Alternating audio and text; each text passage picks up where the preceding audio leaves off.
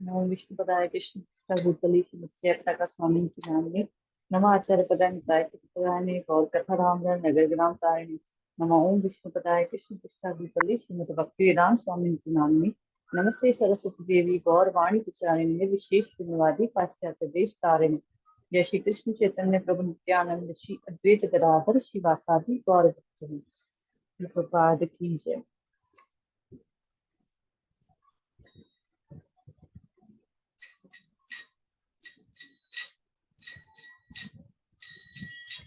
जय श्री कृष्ण चैतन्य प्रभु नित्यानंद श्री अद्वैता गदाधर शिवासादि गौर भक्तवृंद।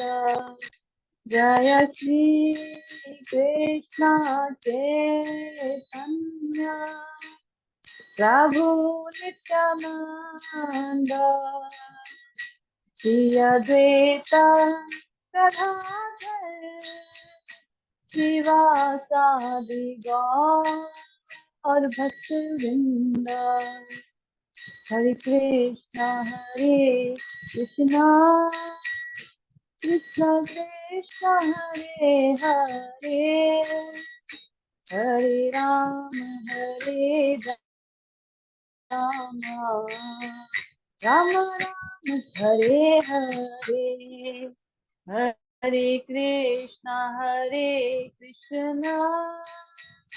कृष्ण कृष्ण हरे हरे हरे राम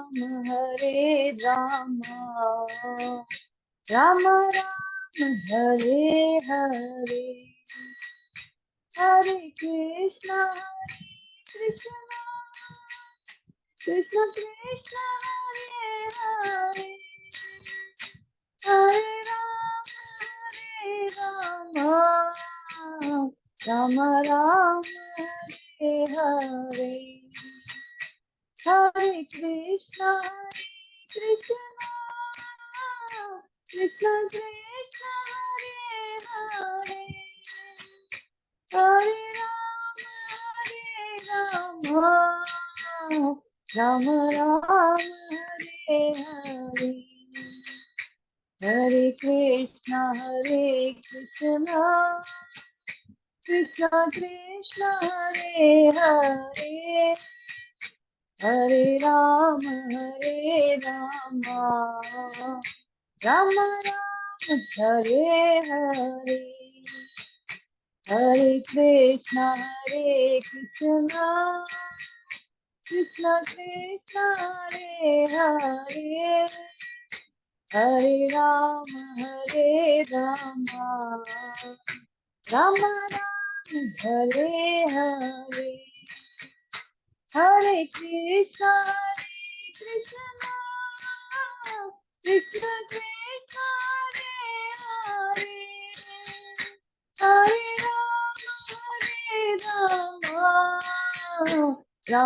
राम हरे हरे। हरे कृष्णा कृष्ण कृष्ण हरे हरे हरे राम हरे हरे। हरे कृष्णा कृष्ण कृष्ण हरे हरे हरे राम राम हरे हरे। हरे कृष्णा कृष्ण कृष्ण हरे हरे हरे राम राम हरे हरे। जय राधा माधव राधे जय गौरानिताय जय गौरानिताय जय जय प्रभुपाद प्रभुपाद जय जय प्रभुपाद जय जय गुरुदेव गुरुदेव जय जय गुरुदेव निताय गौर हरि बोल हरि बोल निताय गौर हरि बोल। बोल हरि नाम संकीर्तन की जय हो, श्री प्रभुपाद की जय हो। सो आप सभी भक्तों का स्वागत है आज की कक्षा में। और आज से हम भगवत गीता शुरू करने जा रहे हैं। भगवत गीता यथारूप, Bhagavad Gita as it is, जो भक्ति वेदांत स्वामी श्रील प्रभुपाद के द्वारा लिखी गई है। और इसको हम पढ़ेंगे chapter by chapter, shloka by shloka, हर सैटरडे को। और आज हम थोड़ा सा इसकी भूमिका और क्या महत्व है भगवद गीता का, क्या हमको हमारा माइंड सेट होना चाहिए, क्या हमको इसके पीछे पढ़ने के पीछे हमारा क्या मोटिव होना चाहिए, इस चीज पे थोड़ी सी चर्चा करेंगे। नेक्स्ट क्लास में हम थोड़ा सा फिर बैकग्राउंड के बारे में, भगवद गीता का जो बैकग्राउंड है, क्या क्यों हुई थी भगवद गीता, क्यों बोली गई थी, उससे चलते हुए हम फर्स्ट चैप्टर पे चल आगे बढ़ेंगे। तो सेकेंड प्लीज।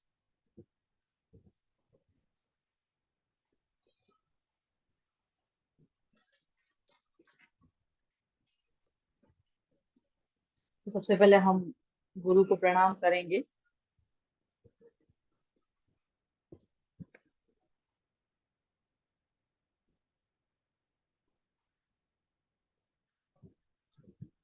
ओम अज्ञानतिमिरान्धस्य ज्ञानाञ्जनशलाकया चक्षुरुन्मीलितं येन तस्मै श्री गुरुवे नमः। श्री चैतन्य मनोभीष्टं स्थापितं येन भूतले स्वयं रूपं कदा मह्यं ददाति स्वपदान्तिकं।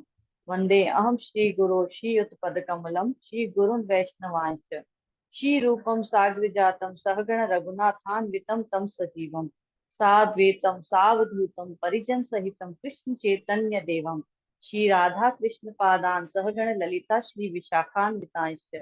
हे कृष्ण करुणा सिंधु दीन बंधु जगतपते गोपेश गोपिका कांत राधा कांत नमस्तुते। तप्त कांचन गौरांगी राधे वृंदावनेश्वरी वृषभानुसुते देवी प्रणमामि हरिप्रिये। वाञ्छाकल्पतरुभ्यश्च कृपा सिन्धुभ्यैव च पतितानां पावनेभ्यो वैष्णवेभ्यो नमो नमः। जय श्री कृष्ण चैतन्य प्रभु नित्यानंद श्री अद्वैत गदाधर श्रीवासादि गौर भक्तगण। हरे कृष्ण कृष्ण कृष्ण हरे हरे, हरे राम राम राम हरे हरे। तो सबसे पहले भगवद गीता की जो भूमिका है, इसी प्रणाम मंत्र के साथ शुरू होती है कि ओम अज्ञानतिमिरान्धस्य ज्ञानाञ्जनशलाकया चक्षुरुन्मीलितं येन तस्मै श्री गुरुवे नमः। तो मैं घोर अज्ञान के अंधकार में उत्पन्न हुआ था और गुरु ने मुझे ज्ञान रूपी प्रकाश से मेरी आंखें खोल दी। तो उन गुरु को मैं सादर प्रणाम करता हूँ। उसके बाद हम हमारे आचार्य श्री रूप गोस्वामी हैं, उनके चरण कमलों में प्रणाम करते हैं, जिससे कि वह हमें इस भगवत गीता में जो चैतन्य महाप्रभु का आंदोलन है उसको समझने में हमारी सहायता करते हैं। उसके बाद हम सभी वैष्णवों के और हमारे जो वर्तमान आचार्य हैं उनके चरणों में प्रणाम करते हैं। उसके बाद हम छठ गोस्वामी, हम जैसे जैसे आगे बढ़ेंगे भगवत गीता में, आप लोगों को ये सब पता चलता जाएगा कि हमारे आचार्य वृंद कौन है, मैं किसकी बात यहाँ पे कर रही हूँ। तो छठ गोस्वामी वृंदावन के 6 गोस्वामी माने जाते हैं। रूप गोस्वामी, सनातन गोस्वामी, रघुनाथ भट्ट, गोपाल भट्ट, जीव गोस्वामी, इस तरह से। तो ये जो 6 गोस्वामी हैं उनको हम प्रणाम करते हैं। और उसके बाद हम चैतन्य महाप्रभु, नित्यानंद प्रभु, अद्वैत आचार्य, गदाधर पंडित, श्रीवास पंडित, ये 5 पंच तत्व कहलाते हैं। इनको हम प्रणाम करते हैं क्योंकि कलयुग में हमारे बुद्धि बहुत सीमित है, हमारी इंद्रियां बहुत ज्यादा इधर उधर भटकती हैं। तो हम उनसे ये प्रार्थना करते हैं कि आप हमको कृपा करें हमारे ऊपर, जिससे कि हम इस चीज को समझ पाए। और उसके बाद हम राधा रानी और श्री कृष्ण को उनकी सखियों सहित प्रणाम करते हैं। तो इस तरह से हम उनसे कृपा की याचना करते हैं। जो बोल रहा है वह भी याचना करता है और जो सुन रहे हैं वो भी याचना करते हैं। क्यों हम याचना करते हैं? क्योंकि हमारी बुद्धि सीमित है, हमारी इंद्रियां विचलित हैं, हर वक्त इधर उधर भागती रहती हैं। तो हम भगवान से और भगवान के जो भक्त हैं, उन सबसे ये प्रार्थना करते हैं कि वो हमें इतना क्या कह सकते हैं, सामर्थ्य दें, इतनी योग्यता प्रदान करें जिससे कि हम इस चीज को समझ पाए, जो कि कर्ण के माध्यम से श्रवण होता है ना, श्रवण भी बहुत मुश्किल है करना। तो श्रवण में हमारी बुद्धि रमी रहे, हम सुन पाए, क्योंकि हफ्ते में एक ही क्लास है और उसको भी अगर हमने ध्यान से नहीं सुना तो हमारी बुद्धि में वो चलेगी नहीं, और अगर वो चली नहीं तो फिर नेक्स्ट क्लास तक आने की इच्छा ही खत्म हो जाएगी। तो इसलिए हमें ये प्रार्थना करनी है, आप लोगों को चाहे समझ में आ रहा हो या नहीं आ रहा हो, लेकिन हम, क्योंकि मेरे साथ साथ आप लोग हर बार ये प्रार्थना जब पढ़ेंगे तो आप लोगों को याद भी हो जाएगी, और इस तरह से हम सब लोग मिलके इस क्लास के लिए भगवान की और भगवान के जो भक्तों हैं उनकी सबकी कृपा की याचना कर पाएंगे। ठीक है, अब हम शुरू करते हैं। श्री प्रभुपाद की जय, गुरु महाराज की जय। सो जैसा कि आ, हम किसी भी शास्त्र को जब पढ़ना प्रारंभ करते हैं, आज हम भगवत गीता यथारूप से शुरुआत करेंगे, तो किसी भी शास्त्र को जब हम पढ़ना प्रारंभ करते हैं तो उससे पहले हमें उस शास्त्र की महिमा का ज्ञान करना चाहिए, क्योंकि हमारा जो पढ़ा हुआ होता है हमें कितनी ही सहायता कर सकता है ना। लेकिन जैसे कि किसी वस्तु में जब कोई गुण होता है तो वो उस अनुसार कार्य करती है, वो कार्य करेगी। मान लीजिए कि आपको बुखार आया और आपको बुखार की मेडिसिन लेनी है, तो वो मेडिसिन कार्य करेगी, आपको पता हो या नहीं हो। लेकिन जब अगर आपको मेडिसिन के फायदे मतलब पता चल जाए कि हाँ इस मेडिसिन से इतने दिनों में ऐसे मुझे फायदा हो जाएगा, तो हम थोड़ा उत्साह से वो ग्रहण करते हैं, है ना। तो जब किसी चीज का महात्म्य हमको पता चलता है, महिमा पता चलती है, तो हम उसके प्रति उत्साह से भर जाते हैं। तो कोरोना में भी जैसे हमारे पास कई उपचार मिलते थे हमको, लेकिन एक गिलॉय करके औषधि है, मतलब एक पेड़ है उसका, वो निकलता है, तो उसको उससे वो औषधि जो बनती है वो सब लोग जब लेते थे और उसके फायदे बताते थे, तो एक बार ऐसा लगता था कि कई लोगों को विश्वास नहीं होता था जो नहीं करना चाहते थे, लेकिन कई बार विश्वास हो जाता था तो फिर वो लोग उनके प्रति ज्यादा अ, अपनी क्या कह सकते हैं, श्रद्धा विकसित कर लेते हैं। तो वो जो श्रद्धा विकसित करना है ना, वो बहुत इंपॉर्टेंट है ना। तो शास्त्रीय श्रद्धा जो है वो शास्त्र को सुनकर मिलती है। यद्यपि हमें, जैसे आप लोग सुनना शुरू करेंगे तुरंत इसका अनुभव नहीं होगा, कुछ कुछ चीजों में होता है, लेकिन अगर विश्वास करते हुए हम इसका श्रवण करते जाएंगे, हर हफ्ता दर हफ्ता, हफ्ता दर हफ्ता, तो कालांतर में इसका प्रभाव हमको प्रकट होगा। और ये चीज मैं खुद अपने एक्सपीरियंस से बता सकती हूँ, और बाकी यहाँ पे जो भक्त हैं जो पहले से मुझसे जुड़े हुए हैं उनके एक्सपीरियंस भी कभी आप चाहें तो उनसे सुन सकते हैं। तो आपको जब ये पता चलेगा कि हाँ भाई दवाई ले रहे हैं, धीरे धीरे असर करेगी। शुरू में क्योंकि हमारी ये क्या बीमारी क्या कहलाती है, भौतिक जगत से आसक्ति होने की बीमारी है ना हमारे अंदर, तो इस वजह से हम क्या करते हैं, बार बार विचलित जरूर होंगी, ये चीज आप गारंटी से लिख लीजिए अपने पास, कि विचलन तो आएगा ही आएगा। बार बार यही लगेगा कि अरे यार, अब क्या इम्पोर्टेंट, वो जरूरी है क्या, मैं खुद ही पढ़ लूंगा या पढ़ लूंगी। तो हम क्या करेंगे, उसमें फिर अपने आप को थोड़ा सा पीछे धकेल देंगे माया के प्रभाव में आके। लेकिन अगर हम भक्तों के संग में रहेंगे या जिन्होंने इस औषधि को लिया है उनके संग में बने रहेंगे, तो हमें इसका प्रभाव बार बार नजर आएगा और फिर हम और ज्यादा लेने के लिए प्रेरित होंगे, है ना। तो गीता माध्यम में वैद्य कौन है, भगवान श्री कृष्ण। भगवान श्री कृष्ण के किसी भी शब्द पे हम संदेह नहीं कर सकते कि उन्होंने कुछ झूठ बोला है या कुछ ऐसा है ना। हम नहीं जानते हैं वो अलग बात है, जैसे कि हमारे नाखून कैसे बढ़ते हैं, हमारा खाना कैसे डाइजेस्ट होता है, ये सब कुछ हमें नहीं पता है। कुछ चीजें इसमें से सुनकर सीख सकते हैं, कुछ चीजें तो हमें फिर भी पता नहीं चलती हैं, लेकिन श्रद्धा के साथ हम चलते जाते हैं कि हाँ हाँ हाँ ये ऐसा होता है, सारी साइंस पे हम विश्वास करते हैं ना। तो उसी श्रद्धा के साथ हमें गीता की महिमा को भी सुनना है, और बाद में गीता के हम जो अध्याय पढ़ेंगे उसमें श्लोका बाय श्लोका उनको भी सुनना है, ताकि हम इन गीता की कक्षाओं में कंटिन्यू रह सकें।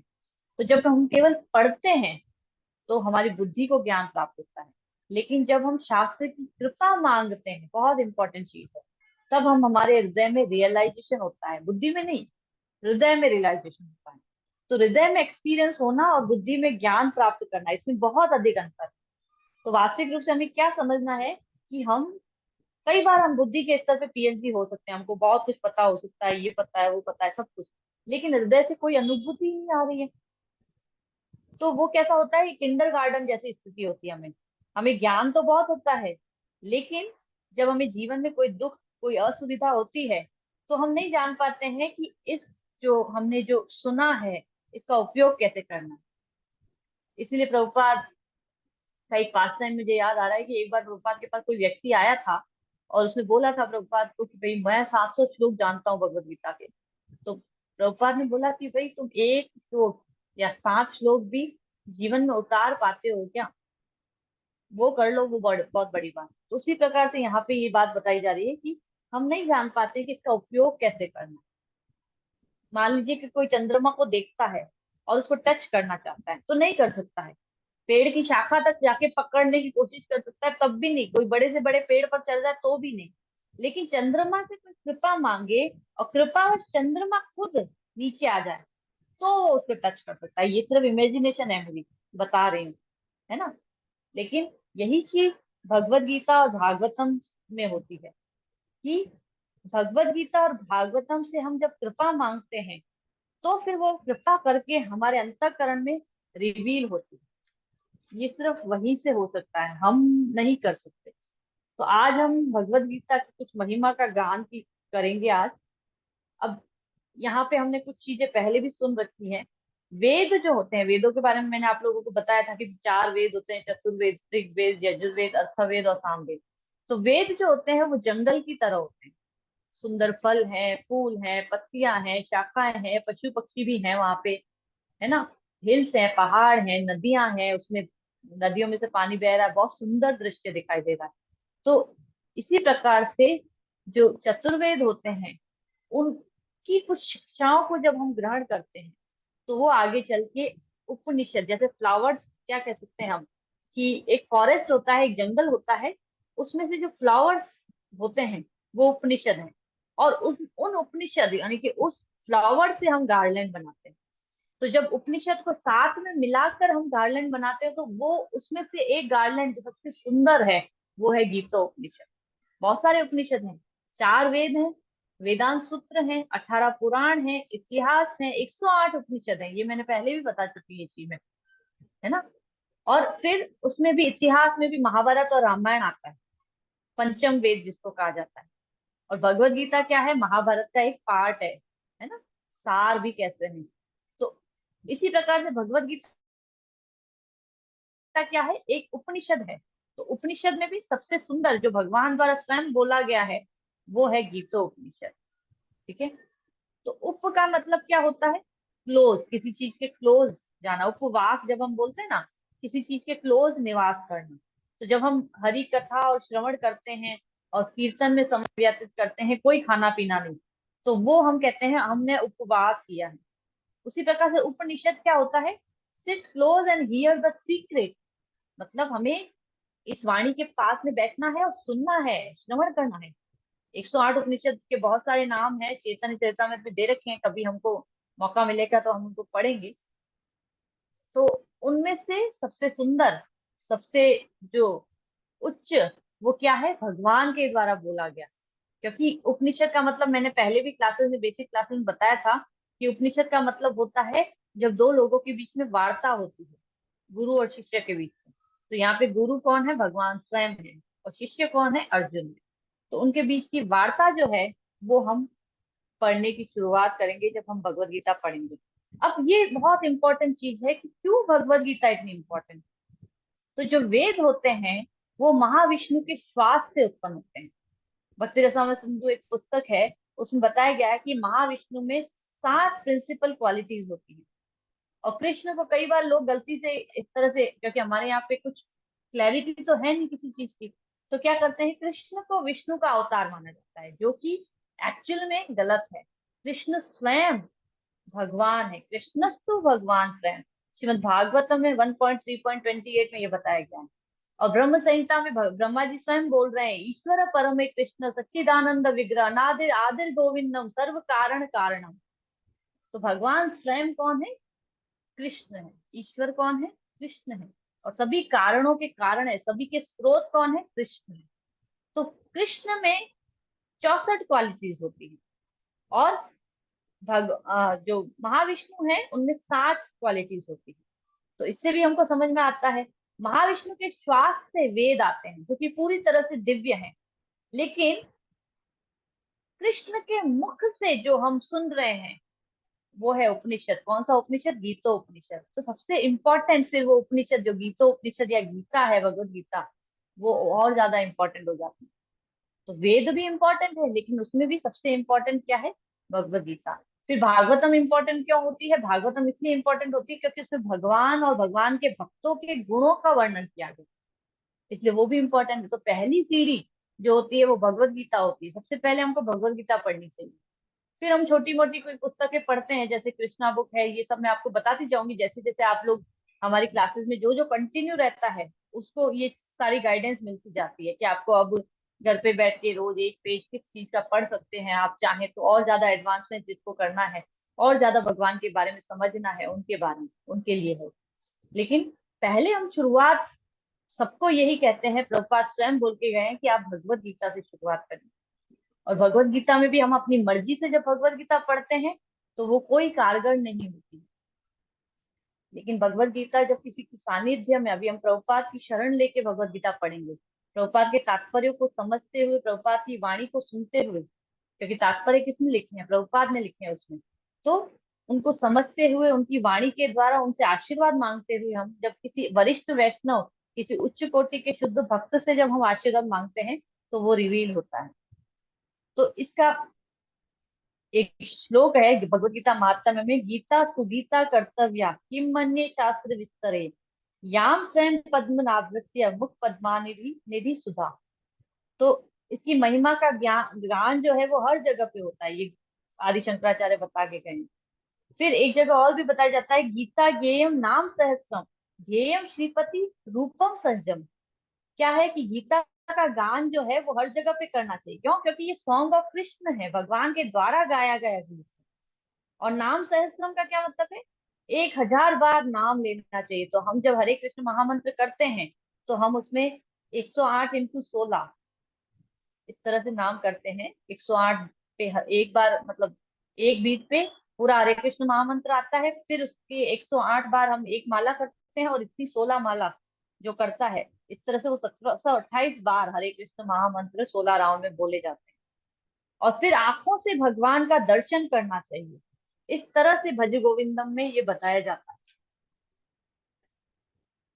एक और बहुत सुंदर श्लोक है गीता मातम में, गीता शास्त्रम इदम पुण्यम य पठे प्रयतम पुनः विष्णु पदम वापनोति भयम शोकादि वर्जिता।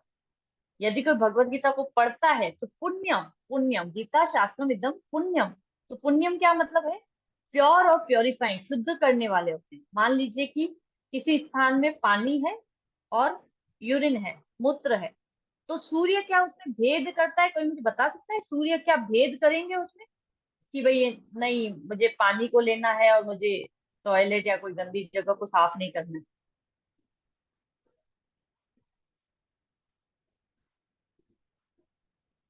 कोई भी प्लीज आंसर दीजिए। क्या हम अनम्यूट नहीं कर पा रहे हैं क्या भक्त लोग?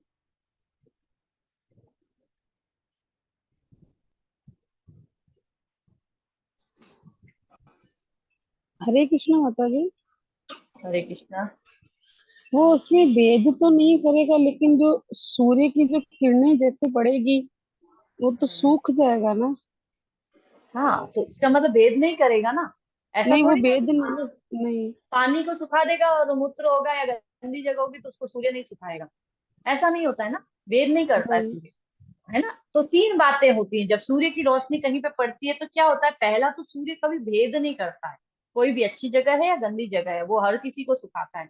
दूसरा, ये पता नहीं चलता है हमको कभी भी कि वो गायब कहाँ हो गई वो चीज। मतलब पानी हो या मूत्र हो या कोई गंदगी हो, वो कीचड़ भी होता है तो भी वो सूख जाता है, गंध भी चली जाती है। ये दूसरा कैरेक्टरिस्टिक हो गया। और फिर तीसरी चीज क्या है कि वो सब कुछ जाके, जो गंदगी थी या जो पानी था, वो सूर्य पे जाके चिपक नहीं जाता है। मान लीजिए कि हमारे घर में कहीं पे कोई गंदगी गिर जाती है, कुछ गंदा हो जाता है, तो जब हम उसको साफ करते हैं, है ना, तो उस पे वो दाग लगते ही हैं। फिर दोबारा जाके हम पानी से साफ करते हैं, फिर तीसरी बार जाके हम उसको अच्छे पानी से, साफ पानी से साफ करते हैं। तब जाके वो गंदगी उस कपड़े से भी हटती है और उससे भी हटती है। लेकिन कुल मिला के पहली बार जब आप करने बैठोगे तो वो गंदा होगा कपड़ा जिससे करोगे। लेकिन सूरज के केस में क्या ऐसा होता है क्या? नहीं होता ऐसा। है ना। तो फिर जब कृष्ण की एक आंख कहे जाने वाले सूर्य देवता ऐसा कर सकते हैं, तो कृष्ण क्या क्या कर सकते हैं, आप सोचिए, है ना। तो ये गीता जो है, जो कि पुण्य है, तो ये तीनों कैरेक्टरिस्टिक्स गीता में होते हैं। जैसे कि हृदय जो है हमारा, वो पानी की भांति निर्मल हो जाता है।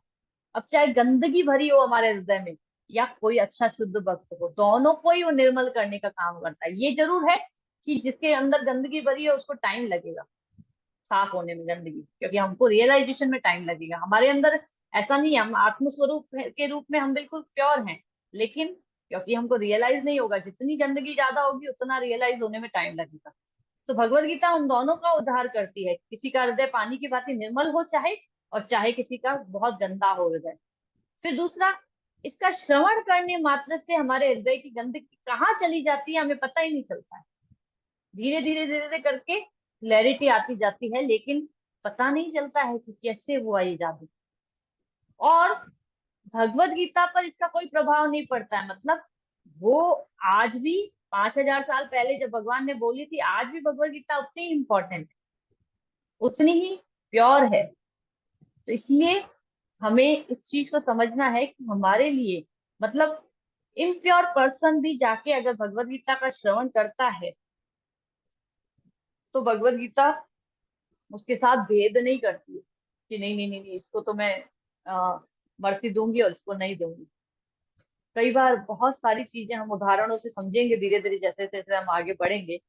तो इसलिए भगवत गीता का आइडियल वे जो है, आचार्य कई बार बताते हैं कि जैसे कि प्रभुपाद ने जो तात्पर्य लिखे हैं, और भगवान ने स्वयं भगवत गीता बोली है, तो भगवान जब अर्जुन को बोल रहे थे, तो भगवान अर्जुन को बोल रहे थे, तो हम भी तो वो अर्जुन ही हैं। हम अर्जुन के साथ हमारा कंपैरिजन क्यों किया जाता है, ये मैं आगे की क्लासेस में आपको एक बार और बताऊंगी, मैंने पहले भी बताया है लेकिन फिर से बताऊंगी।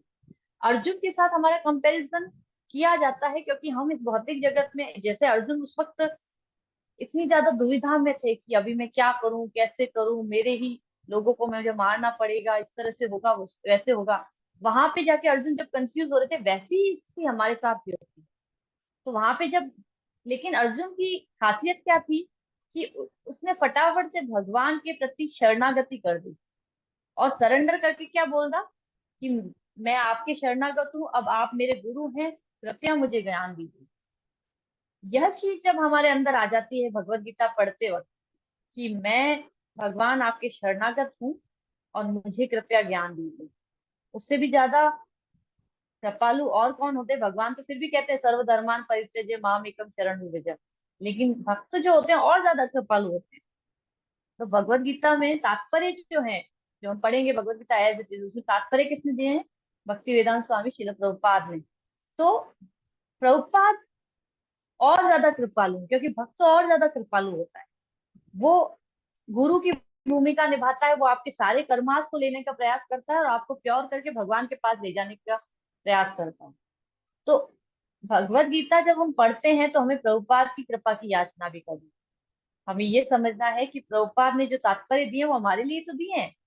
जैसे एक लेटर हम लिखते हैं ना कि to this person, from this, ऐसे। तो उसी प्रकार से प्रभुपाद के ने हमारे सबके लिए ये जो तात्पर्य दिए हैं कि मेरे इस बेटे के लिए, जो भी पढ़ रहा है वो अपना नाम लिख ले अपनी भगवत गीता के ऊपर, और वो सोचे कि मेरे लिए ही प्रभुपाद ने ये भगवत गीता लिखी है। जब हम इस चेतना के साथ भगवत गीता को पढ़ते और सुनते हैं, तो हमें और ज्यादा रियलाइजेशन होते हैं। तो बहुत ज्यादा मुश्किल नहीं है। अभी हमारे पास पीडीएफ रहेगी वैसे ऑनलाइन क्लासेस में, लेकिन आप लोग जो भी, चाहे अजमेर में हो चाहे बाहर हो, ऑनलाइन भगवत गीता मैं ग्रुप में शेयर कर लूंगी, आप कैसे भी करके मंगा सकते हैं, ऐसा कोई जरूरी नहीं। हाँ, अगर आप अजमेर में हैं तो आप हमारी सहायता प्राप्त कर सकते हैं कि भी आपको चाहिए तो हम आपके लिए मंगा देंगे। और बाहर के लोग हैं तो वो मेरे से लिंक ले सकते हैं कि यहाँ से आप डायरेक्ट लिंक पे ऑनलाइन ऑर्डर कर सकते हैं।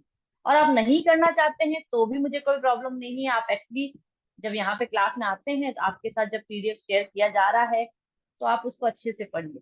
लेकिन ये है कि हम, हमारे पास होती है तो हम दोबारा से उसको पढ़ सकते हैं, जो भी हमने क्लास के बीच में पढ़ा है।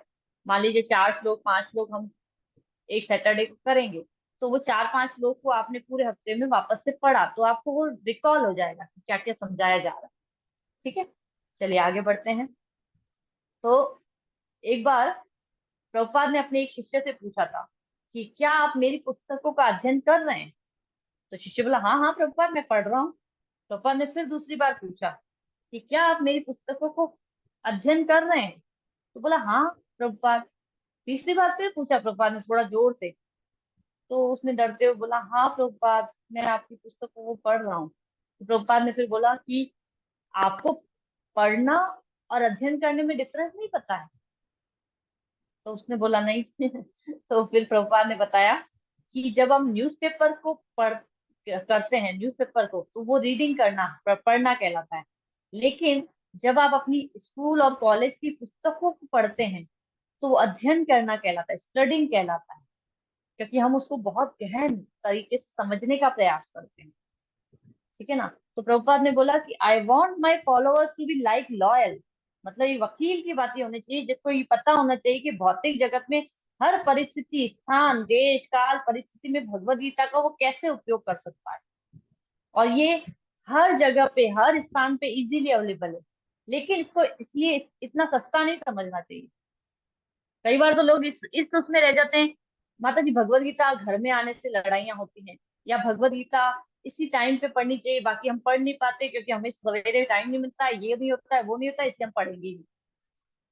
अरे भाई, टैबलेट जो होती है वो कैसे भी ली जाए वो असर करती है, तो लेने की शुरुआत तो करनी चाहिए ना। तो इसीलिए जिस प्रकार माता पिता के द्वारा दी गई जो फैसिलिटीज होती हैं, उनको बच्चे बहुत टेकन फॉर ग्रांटेड जैसा होता है ना, हमको बस हाँ ठीक है, बस मिल गई है हमको तो कोई फर्क नहीं पड़ता। उसी प्रकार से हम भी कई बार हमारे पास बहुत ज्यादा सुविधा भगवान के द्वारा, भगवान के भक्तों की कृपा के द्वारा प्राप्त हो जाती है हमें, तो हम उसको टेकन फॉर ग्रांटेड ले लेते हैं और फिर हम उसका दुरुपयोग भी करने लग जाते हैं। इसीलिए आज पहली क्लास है, मैं पहले से ही आप लोगों को इन चीजों के प्रति सचेत कर रही हूँ, क्योंकि ये हर्डल्स आएंगे ही आएंगे। आज हम कितने लोग हैं? 29। 29 में से मान लीजिए कि 3 या 4 डिवोटीज हैं जो पुराने हैं, जो आते हैं हमेशा क्लासेस में मेरी। लेकिन कम से कम 22-25 लोग आज अगर पहली बार भगवत गीता की क्लास में आना शुरू हुए हैं, या फिर इंट्रोडक्शन क्लासेस के बाद इसमें आना शुरू हुए हैं, तो आप लोग ये गारंटी मेरे से सुन लीजिए कि हर्डल्स आएंगे।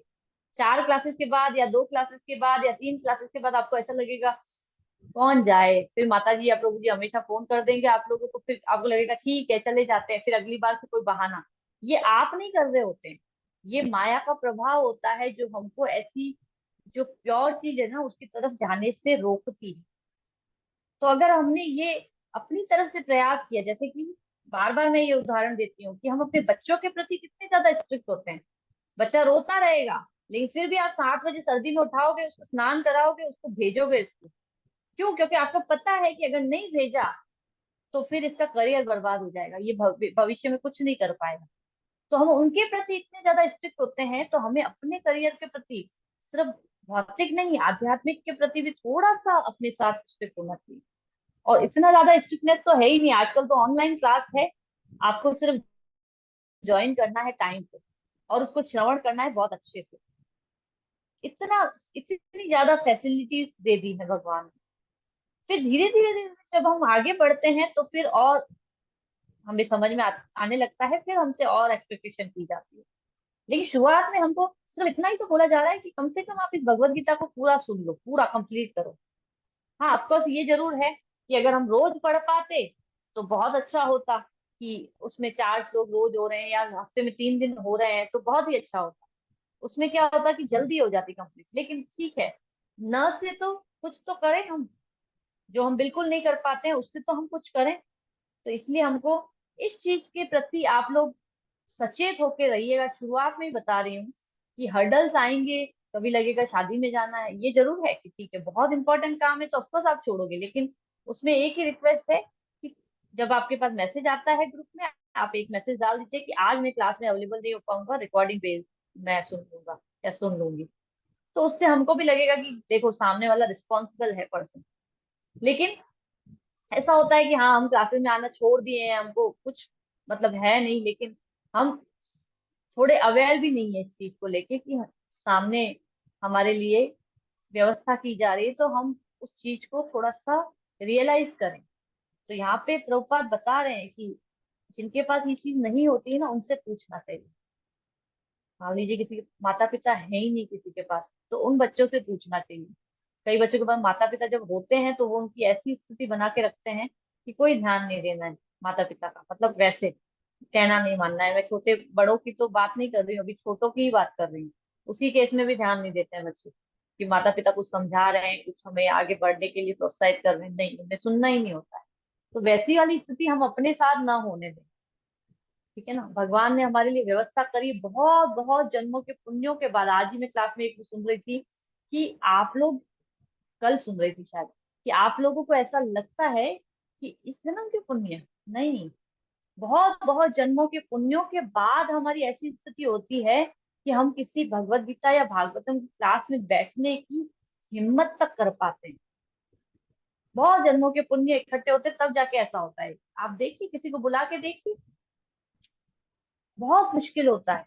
तो एक एक जीव के ऊपर जब कोई जीव कृपा कर रहा है या उसको प्रेरित कर रहा है, तो इसका मतलब कृष्ण चाहते हैं कि आप आगे बढ़े, इसलिए वो किसी को भेज रहे होते हैं आपके पास।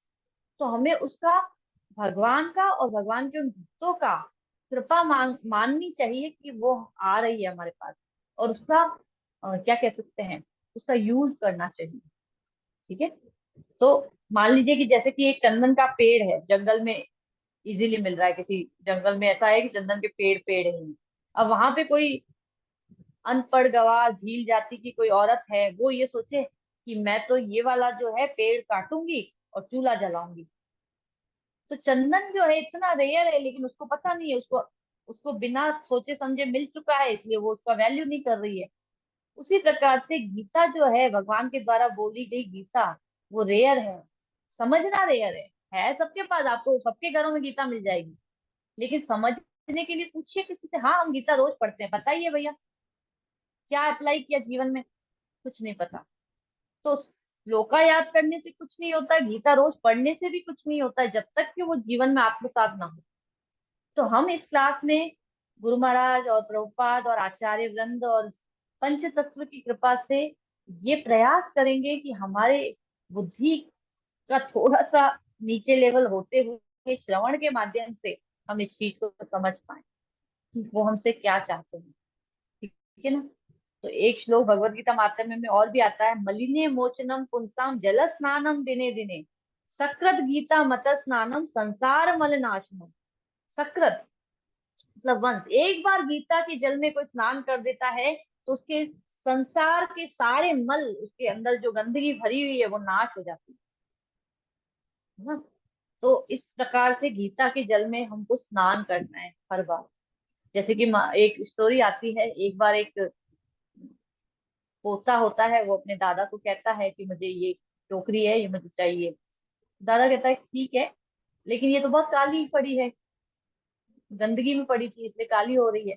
तो बोला कोई बात नहीं, है ना, इसको अपन साफ करेंगे, तुम एक काम करो, वो कोई छलनी जैसी कुछ देते हैं और कहते हैं कि इसको जाके पानी भर के लो। बोला ये भी गंदी पड़ी है। बोला कोई बात नहीं, तुम लेके तो आओ। बोला ये तो छलनी है, इसमें से पानी पूरा बह जाएगा। बोला नहीं नहीं, तुम लेके आओ, इसी में आएगा। तो वो जाता है, जाके लेके आने का प्रयास करता है, लेकिन छलनी जैसा होता है वो बह रहा होता है, तो फिर वापस आते आते बह जाता है। फिर दोबारा से भेजता है इसका दादा उसको, फिर से आता है बेचारा, वो पानी बह जाता है। तो वो 3 4 बार ऐसा करता है, फिर वो परेशान हो जाता है कि दादाजी आप ये क्या कर रहे हो मेरे साथ। तो फिर दादाजी बोलते हैं इस छलनी को देखो। तो देखता है तो बोलता है कि अरे ये तो पूरी क्लीन हो गई, ये तो अभी काली थी, ये पूरी साफ हो गई। तो दादा कहता है यही चीज मैं समझाना चाहता था। तो इसी प्रकार से हमें पता नहीं चलेगा, जब हम भगवद गीता को सुनेंगे तो कई बार हमारे घर में काम होगा, कई बार हम ऐसे वैसे मतलब टाइम पास करते करते सुन रहे होंगे, लेकिन धीरे धीरे धीरे धीरे जो मार्जिनम होगा वो हमें बेनिफिट देगा आगे चल के। तो हमें इसलिए आज प्रभुपाद से और भगवान से, स्वयं से और पंच तत्व से इनसे प्रार्थना करनी है कि हम इस गीता को समझने का जो प्रयास शुरुआत आज हमने करी है वो कंटिन्यू कर सके, और धीरे धीरे हमें वो आध्यात्मिक ज्ञान प्राप्त हो जिसके लिए हम लालायित हो रहे हैं। हर व्यक्ति, हर जीव लालायित रहता है, लेकिन पता नहीं होता है। धीरे धीरे जैसे जैसे मार्जन होता जाता है उसको रियलाइजेशन होता जाता है। ठीक है। तो अब हम गीता माते में से कुछ और स्टोरी सुनेंगे कि कैसे गीता इतनी ज्यादा इम्पोर्टेंट है। एक बार एक स्टोरी आती है कि एक बैल था, उसका मालिक जो था उससे बहुत काम लेता था और उसको खाना भी नहीं देता था। वो बहुत कमजोर हो गया था और इस तरह से काम करते करते एक दिन वो मर जाता है और अगले जन्म में वो एक ब्राह्मण का पुत्र बनता है। लेकिन उसको ये पता होता है कि पिछले जन्म में मैं एक बैल था और मेरे को मेरा मालिक इस तरह से परेशान करता था। लेकिन एक औरत आई थी और उसने मुझे हाथ लगा के इस तरह से कहा था कि मैं और अपने सारे पुण्य आपको देती हूँ। सॉरी, हाँ किसी का ठीक माइक है, ऑन हो ठीक गया है। है। हाँ बोलो चालेल। तो उन्होंने जब ऐसे बोला, सोचा कि भाई किसने मुझे वो पुण्य दान दिए थे अपने। तो वो उत्सुक था वो सोच जानने के लिए। तो वो सोचते सोचते आखिर उसको याद था सब कुछ। तो वो वहां पे उनके घर पे पहुंच जाता है और वहां पे जाके दरवाजा खटखटाता है और वो महिला निकलती है। तो वो महिला थोड़ी अब बूढ़ी हो चुकी है। तो उस वक्त वो पूछता है कि भाई, है ना, आप वही हैं? तो बोलती है हाँ मैं वही हूँ। तो फिर वो उससे कहता है कि मैं वो बैल हूँ जिसको आपने अपने पुण्य दिए थे, लेकिन मैं ये समझ नहीं पा रहा हूँ कि आपने वो अपने पुण्य मुझे दिए कैसे। तब वो महिला ने उसको अंदर बुलाया और बताया कि देखो मेरे घर में ये एक तोता है और ये रोज भगवत गीता का जो फर्स्ट चैप्टर है इसको दोहराता है। जब ये दोहराता है तो मैं भी दोहराती हूँ उसके साथ साथ। और इसके कारण जो मेरे पुण्य इकट्ठे हुए थे, जब मैंने तुमको इतना कष्ट में देखा था, तो मैंने ये पुण्य तुमको दे दिए थे। तो आप सोचिए, भगवत गीता के एक चैप्टर को पढ़ने से इतने पुण्य। अभी थोड़े दिन पहले मैं प्रभुपाद का ग्लोरिफिकेशन कर रही थी। उनका जन्मदिन था, उस पे हम ग्लोरिफिकेशन करते हैं। तो वहां पे एक और ऐसी ही एक स्टोरी आती है, एक लीला आती है, जिसमें प्रभुपाद एक ब्रिटिश एक ऑफिसर होता है, ब्रिटिश या शायद फ्रांस का था, पता नहीं, मुझे पूरा याद नहीं आ रहा है। लेकिन वो इस ऑफिसर, बड़ा ऑफिसर था, उससे उनके शिष्य उनको मिलवाते हैं। और वो आके कहता है कि भाई प्रभुपाद, मुझे ना, मैं ये भगवत गीता वगैरह नहीं पढ़ सकता। आप तो मुझे कोई एक चीज बताइए जिसको मैं रोज पाठ कर सकूं। इतना फिर भी मैं कर लूंगा, लेकिन ये रोज रोज समझना करना मेरी बुद्धि इतनी नहीं है और मेरे पास टाइम भी नहीं है। तो प्रभुपाद, क्योंकि प्रभुपाद हर किसी को एंगेज करना जानते थे, प्रभुपाद ने उसको कहा कि ठीक है, तुम है ना रोज 9th चैप्टर भगवत गीता का रोज पढ़ना। और 9th चैप्टर रोज पढ़ना। उसने कहा ठीक है। बहुत सालों के बाद जब प्रभुपाद तो शरीर छोड़ देते हैं, उनके जो शिष्य हैं जिन्होंने उनको प्रभुपाद से मिलाया था, उनका और उस ऑफिसर का वापस एक जगह सामना सामना होता है और एक प्रोग्राम में। और तब वो ऑफिसर वापस से उनके प्रभुपाद के शिष्य को बोलता है कि आपके स्वामी जी कहाँ हैं? तो बोलते हैं कि वो तो शरीर नहीं रहा उनका। तो बोले कि अच्छा, लेकिन उन्होंने मुझे जो ज्ञान, मतलब मुझे जो बोला था, आज तक मैं उसका पालन कर रहा हूँ और उसके कारण मेरा पूरा जीवन परिवर्तित हो गया। ये तो रियल मतलब है इसमें। अगर मैं अभी ये वाली स्टोरी जो सुना रही है, ये तो हो सकता है सतयुग की हो, कोई त्रेता की हो, कोई द्वापर की हो, ऐसा हो सकता है। लेकिन ये तो कलयुग की स्टोरी है कि उस व्यक्ति ने, जो ऑफिसर था, वो भी ब्रिटिश या फ्रांस का कोई बड़ा ऑफिसर था, उसने इस तरह से बोला।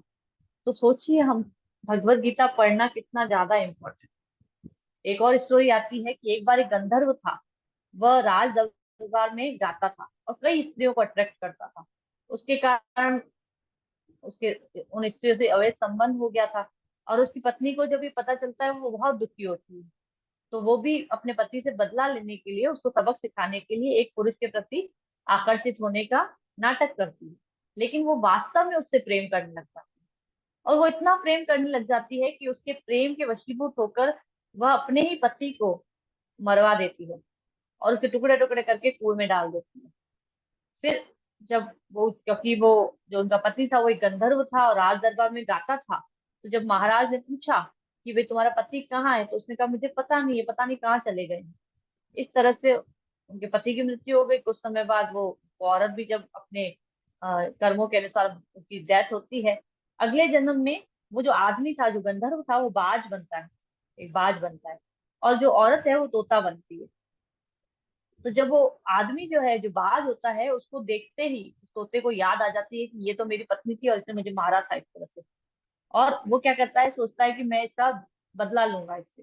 तभी तो हमको बताया जाता है कि हमें अच्छा है कि हमें पिछले जन्म का कुछ याद नहीं रहता है। अगर याद रहे तो हम अपने आसपास वालों को मार डालें। तो वो उसको सोचता है कि मैं इसको मारूंगा, और फटाफट जाके ऊपर से तेज गति से वो बाज आता है और उस तोते को पकड़ लेता है और दबोच के और नीचे लेके आता है। नीचे एक जगह पे, एक पहाड़ के ऊपर, मतलब एक ऐसे छोटा सा पहाड़ का एक टुकड़ा होता है, उसके ऊपर ले जाके दबोचता है उसको। फिर उसको मार देता है और उसके बाद वहीं पे पानी पीता है। फिर जैसे ही वो पानी पी रहा होता है तो एक शिकारी उसकी आवाज सुन लेता है। बाज की आवाज सुनी है शिकारी ने, तोता तो मर चुका है।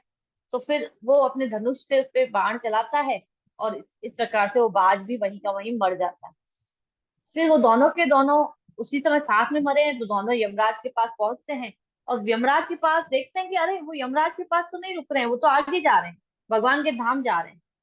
तो बोलते हैं कि अरे हम भगवान के धाम कैसे जा रहे हैं। तो पूछते हैं कि हम भगवान के धाम कैसे जा रहे हैं, मैं तो पापी हूँ। मैंने पिछले जन्म में भी अपनी पत्नी को सताया था और इस जन्म में मैंने उसको मार दिया और इसने भी मुझे मारा, तो हम भगवान के धाम कैसे जाने के लायक बने। तो फिर वो उनको बताते हैं कि जिस पत्थर पर तुमने अपनी पत्नी को मारा और जहाँ पे तुमने पानी पिया, वहां पे एक ऋषि रोज भगवत गीता पढ़ता था। तो उसके पैरों से, मतलब उसके चरणों से जो पानी निकला था वो तुमने पिया, और ये भी उसी पानी में जाके गिरी थी। तो इस तरह से तुम दोनों के जो पाप हैं वो नष्ट हो गए, और इस तरह से तुम अभी भगवत धाम जा रहे हो। सोचिए कृपा, किस प्रकार से कृपा मिलती है। तो ये कृपा है जो कि हमको भगवत गीता पढ़ने वालों के माध्यम से मिलती है, या सुनने वालों के माध्यम से मिलती है। एक समय में एक ब्राह्मण था, वो भी बहुत तपस्या करता था, जिससे कि इंद्र को लगा कि यह मेरा राज्य छीनना चाहता है। तो उसने क्या किया, दो अप्सराओं को और एक गंधर्वों को भेजा। अब जैसे ही भेजा, पहुंचे वो वहां पे, उन्होंने अपनी पायल की आवाज से उसका ध्यान भटकाने की कोशिश करी। सन्यासी को डिस्टर्ब तो हुआ, लेकिन पहले उसने ध्यान नहीं दिया, कोशिश करी कि भाई मैं नहीं। फिर उसने आखिर आंखें खोली, और आंखें खोली और सामने देखा अप्सराएं खड़ी हैं, तो उसको क्रोध आ गया सन्यासी को। तो उसने फटा उसी वक्त, उसी क्षण उन दोनों अप्सराओं को पेड़ बनने का शाप दे दिया, और वो डर गई दोनों अप्सराएं। फिर वो बोली हमें माफ कर दो, हमें हमें तो इंद्र के कहने पर हम यहाँ पे आई थी। तो वो कहती है कि ठीक है, मुनि कहता है कि ठीक है, तुम, इतना हो सकता है कि तुम वाराणसी में जाके पेड़ बनोगी। पहले मैं पेड़ बनने का तो दे दिया था शाप, तो बोला वाराणसी में तुम पेड़ बनोगी, और वहां पे तुम दोनों साथ में पेड़ बनोगी, मतलब साथ साथ पास पास में रहोगे। और फिर एक साधु रोज आएगा और भगवत गीता पढ़ेगा वहां पे आके, भगवत गीता 4th चैप्टर पढ़ेगा, और तुम उनको सुनते रहना। और एक दिन जब वो दोनों पे, तुम दोनों को एक साथ स्पर्श करेगा, तो तुम दोनों की मुक्ति हो जाएगी। तो वहां पे फिर वो पेड़ बन गई, और वहां पे एक साधु आता था, वो भगवत गीता पढ़ता था। एक दिन उस साधु को थकान हो रही थी, तो वो विश्राम के लिए लेटा, तो उसने अपना सर एक पेड़ पे रखा और दूसरा पैर दूसरे पेड़ पे रखी। तो जैसे ही हुए स्पर्श दोनों से, तो वो मुक्त हो गई। और फिर उस साधु को वापस उन्होंने प्रणाम किया, और आगे फिर कहा कि आप हमें अब भगवत गीता सिखाइए। तो उसने उन्हें अपनी पत्नी के पास भेजा। पत्नी उनकी, वो भी ब्रह्मचारिणी थी, वहां पे ब्रह्मचारिणी आश्रम में भेजा। वहां पे वो फिर तपस्या करके और भगवान के भक्तों का संग प्राप्त करके आध्यात्मिक लोग चली जाती हैं। तो इस तरह से हमें पता चला कि कितनी भगवत गीता की महिमा है, कितना अधिक हमें इस चीज के प्रति सचेत रहना चाहिए कि किसी भी प्रकार से जब हम इस दिव्य ग्रंथ को पढ़ते और सुनते हैं, तो हमारी उन्नति होती है ना। थोड़ा सा टाइम की कमी है, तो इसलिए मैं 5-7 मिनट और लूंगी, नहीं तो आगे कंटिन्यू करेंगे नेक्स्ट क्लास में। तो गीता जो है, भगवत गीता, वो एक बॉक्स की तरह है, सुंदर स्वर्णिम बॉक्स की तरह, जिसमें 3 चीजें मेनली बताई गई हैं: ज्ञान योग, भक्ति योग और कर्म योग। तो कर्म योग नीचे का आवरण है, भक्ति योग बीच में है, और ज्ञान योग ऊपर का आवरण है। तो इस तरह से ये तीन एक सैंडविच की तरह होता है, ऊपर और नीचे कर्म योग और ज्ञान योग, बीच में भक्ति योग। योग शब्द से हमको बहुत ज्यादा रिलेट करना है। कई बार हम योग का मतलब ये समझते हैं कि बस बैठ जाइए एक जगह पे ध्यान लगाइए, ये योग है। नहीं, योग का मतलब होता है चेतना को परम सत्य से जोड़ना। और वो ध्यान लगा के एक जगह पे बैठ के भी हो सकता है, लेकिन वो हर वक्त भी व्यक्ति जो होता है श्रवण कीर्तन करते हुए भी कर सकता है समाधि में। तो योग में जब सकाम कर्म ऐड हो जाते हैं तो कर्म योग होता है, तो पहले 1 से 6 चैप्टर में हमको कर्म योग के बारे में बताया जाएगा। फिर योग में जब भक्ति ऐड हो जाती है तो भक्ति योग होता है। तो 7 से 12 चैप्टर जो है भगवत गीता के, वो हमको भक्ति योग के बारे में सिखाते हैं। और योग में जब चिंतन ऐड हो जाता है तो ज्ञान योग होता है। तो 13 से 18 चैप्टर जो है वो हमको ज्ञान योग के बारे में बताएंगे। ठीक है। तो योग में सकाम कर्म ऐड किया तो कर्म योग, योग में भक्ति ऐड करी तो भक्ति योग। मतलब कि अब आप सोचिए, सकाम कर्म करते हुए आप योग कर रहे हैं, इसका मतलब आपका पूरा ध्यान जो है वो आपका सकाम कर्म पे, मैं ये कर लूँ तो ये मिल जाए, ये कर लूँ तो ये मिल जाए, ये सकाम कर्म प्लस योग कहलाता है। लेकिन अगर हम भक्ति करते हुए, मुझे भगवान के लिए माला बनानी है, मुझे भगवान के श्रृंगार करना है, मुझे भगवत गीता पढ़नी है, मुझे हरि नाम लेना है, मुझे भक्तों का संग करना है, मुझे धाम की यात्रा करनी है, ये योग हो गया, समाधि में हो गया, ये भक्ति योग है। और चिंतन जब हम करते हैं, केवल चिंतन योग के, तो वो होता है ज्ञान योग। तो इस तरह से धीरे धीरे हम इनको समझने का प्रयास करेंगे। 3 पार्ट में हमने बताया कि इसको डिवाइड किया गया था। फिर किस किस के पार्ट कौन कौन से, मतलब कौन कौन से इसमें जैसे प्ले होता है ना, उस तरह से कृष्ण भगवान स्वयं जो है, उनके 575 जो श्लोक हैं भगवान ने स्वयं बोले हैं। अर्जुन ने 83 वर्सेस बोले हैं, और संजय ने 41 वर्सेस बोले हैं, और धृतराष्ट्र ने एक श्लोक बोला है सिर्फ स्टार्टिंग में। और इस पर हम चर्चा करेंगे सबसे पहले अगली क्लास में। तो अर्जुन विषाद योग। लेकिन सबसे इम्पोर्टेंट चीज है कि ये हमारे लिए क्यों है, जो मैं अभी बता रही थी थोड़ी देर पहले, कि चैप्टर जो है ये सारे के सारे, पहले चैप्टर में तो प्रॉब्लम्स बताई जाएंगी।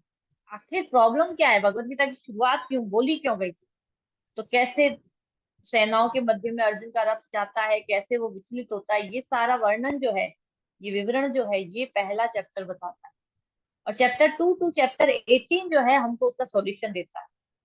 तो हम अर्जुन को जब देखते हैं कि वो एक रथ पर खड़ा है और दूसरी सेना को जब देखना चाहता है, तो श्री कृष्ण को आदेश देते हैं कि मेरा रथ दोनों सेनाओं के मध्य में ले चलो पार्थ, और फिर मैं अपनी अपोजिट पार्टी को देखना चाहता हूँ। तो इसलिए हमको अर्जुन से कंपेयर किया जाता है, क्योंकि हम भी तो यही चाहते हैं। हम चाहते हैं कि कृष्ण हमें उन सब प्लान को पूरा करने में सहायता करे जो मैंने पहले से बना रखे। और कृष्ण से हम सहायता सिर्फ चाहते हैं। मैंने सोच रखा भगवान देखो ऐसा हो जाएगा, ऐसे हो जाएगा, ऐसे हो जाएगा, फिर देखिए ऐसे हो जाएगा, ये करना है मुझे, वो करना है, आप बस ब्लेसिंग दे दो, आप और कोई काम मत करो, आप इंटरफेयर मत करो उसमें, आप ब्लेसिंग दे दो कि ऐसा हो जाएगा, तथास्तु बोल दो बस। है ना। हम नहीं पूछते हैं कि मैं ऐसे कैसे क्या करूं, हम कहते हैं कि मैं ड्राइवर हूँ, मैं अपना रथ स्वयं चलाऊंगा, बस आप तथास्तु कह दो, मुझे पैसा दे दो, मुझे जॉब दे दो, कैसे यूज करना है उसका वो मुझे पता है ना। तो we have decided what to do, हमने पहले से ही सोच रखा है। जब अर्जुन देखते हैं इस तरह से, जब अर्जुन बोल रहे होते हैं, तब कृष्ण कुछ भी नहीं बोलते हैं, क्योंकि अर्जुन ये सोचता है कि उसे पता है कि प्रॉब्लम क्या है, और ये भी पता है कि कैसे सॉल्व करनी है, इसलिए तब तक कृष्ण कुछ नहीं बोलते। बहुत इंपॉर्टेंट बात है कि अर्जुन ये सोच रहा है कि उसे पता है कि प्रॉब्लम क्या है, और उसे ये भी पता है कि उसको सॉल्व कैसे करना है, बस भगवान आप आशीर्वाद दो, कुछ नहीं बोलते तब तक भगवान।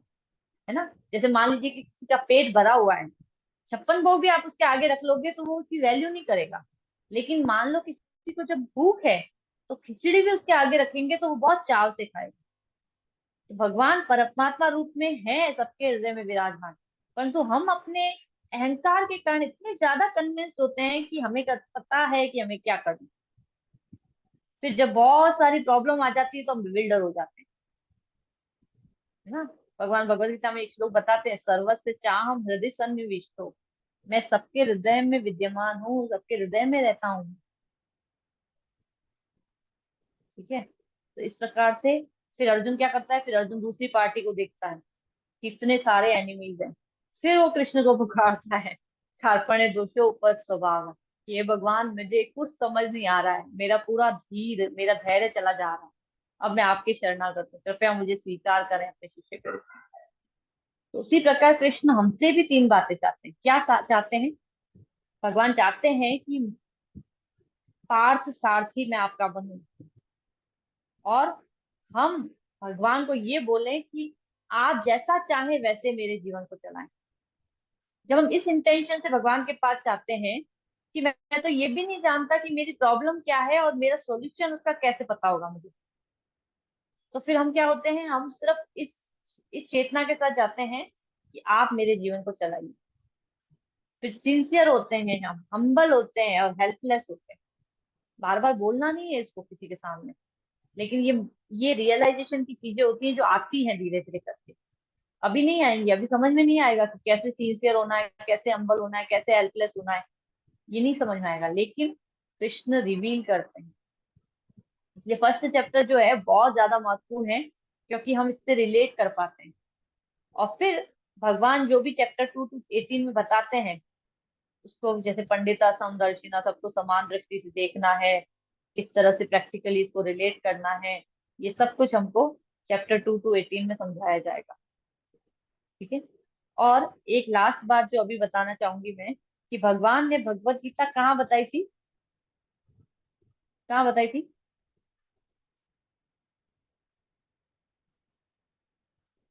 कोई बताएगा? कुरुक्षेत्र हाँ मैदान हाँ, में। मैदान में। तो अब मैं क्लास ले रही हूँ यहाँ पे, और मैं आप लोगों को जैसे ही कोई माइक ऑन हो जाता है, मैं कहती हूँ अरे प्लीज फटाफट से ये माइक किसी का ऑन हो गया बंद करिए। अब भगवान ने इतने शोर में कुरुक्षेत्र के युद्ध में, जहाँ पे सारे घोड़े, हाथी सब आ रहे हैं, उनके पैरों के तापों की आवाज आ रही है, सारे लोग इधर से उधर दौड़ रहे हैं, अभी युद्ध शुरू होने वाला है, और इस तरह से उसके मध्य में भगवान ने भगवत गीता बोली। चारों तरफ शंख बज रहे हैं, आवाजें आ रही हैं, है ना। वो चाहते भगवान तो भगवत गीता पहले ही निपटा सकते थे ना। अर्जुन को बैटल फील्ड में क्यों ले गए, वहां पे जाके क्यों उसको इस तरह की अवस्था में डाला कि वो शरणागत हो रहा है और सब कुछ कर रहा है। पहले ही महल में ही सुना देते पूरी भगवत गीता, या फिर कहीं और सुना देते, किसी टेम्पल में सुना देते बैठ के। लेकिन पूरी असुविधाओं के बीच, बाधाओं के बीच भगवत गीता सुनी, और फिर भगवान के शरणागत हुए। उसी प्रकार से हमारी लाइफ में भी इतनी सारी प्रॉब्लम है, तो हम ये सोचते हैं अरे कैसे भगवत गीता सुने, देखिए आज हमको ये काम है, आज हमारी लाइफ में इतनी प्रॉब्लम्स है, ऐसे है, थोड़ा ये काम हो जाए, वो हो जाए, फिर हम करेंगे। लेकिन हमको ऐसा नहीं करना है। जो जैसी स्थिति में है, वो उसी स्थिति में शुरुआत करनी। तो जब शुरुआत हो जाएगी, तो फिर पहुंच भी जाएंगे अपना आप से। कभी एक ऐसा दिन आएगा कि सारी प्रॉब्लम खत्म हो जाएगी। फिर कई लोग कहते हैं ना कि अभी तो बच्चे की पढ़ाई करनी है, फिर उसकी शादी करनी है, फिर अब मैं रिटायर हो गया हूँ, लेकिन मेरे बच्चे पोतों पोती को संभालना है, तो हमारी मृत्यु का टाइम आ जाता है। कब करोगे अपनी आध्यात्मिक उन्नति? तो इसीलिए जैसी परिस्थिति है उसमें थोड़ा थोड़ा टाइम चुरा के हमको अपनी आध्यात्मिक उन्नति में लगाना चाहिए, और इस प्रकार से फिर हम आगे बढ़ते हैं। ठीक है। तो आगे का हम थोड़ा सा और इम्पोर्टेंट कुछ इसमें एलिमेंट्स हैं, उसको हम डिस्कस करेंगे नेक्स्ट क्लास में। आप लोगों का किसी का कोई प्रश्न हो या किसी को कोई क्वेरी हो कि हमारी क्लासेस किस तरह से, क्या कुछ भी और, तो आप पूछ सकते हैं। मैं बस एक ही रिक्वेस्ट करना चाहूंगी कि क्लासेस में कंटिन्यू रहिए। समझ में आया हो तो भी अच्छी बात है, अगर आज की क्लास में समझ में नहीं आया हो तो भी कंटिन्यू रहिए। क्योंकि अगर थोड़े दिन, भाई हमारे अलग अलग स्तर होता है, अभी किसी काम में हम बिजी हैं, हमारा दिमाग कहीं और लगा हुआ है, कुछ समझ नहीं आ रहा है, ऐसा हो रहा है, वैसा हो रहा है, ठीक है। या फिर अभी समझ में आ रहा है लेकिन 4 क्लासेस बाद ऐसा लग रहा है कि बिल्कुल समझ नहीं आ रहा है, तो भी आते रहिए। ऐसा क्यों? क्योंकि हमारी चेतना जब धीरे धीरे धीरे धीरे करके शुद्ध होती जाएगी, तो हमें सारी चीजें रिवील होने लगेंगी। किसी और को अलग से कराने की जरूरत नहीं पड़ेगी, अपना आप ऑटोमेटिक रिवील होंगी। लेकिन बने रहिए। ठीक है। अब हमारे एक बार रिकॉर्डिंग आप बंद कर सकते हैं।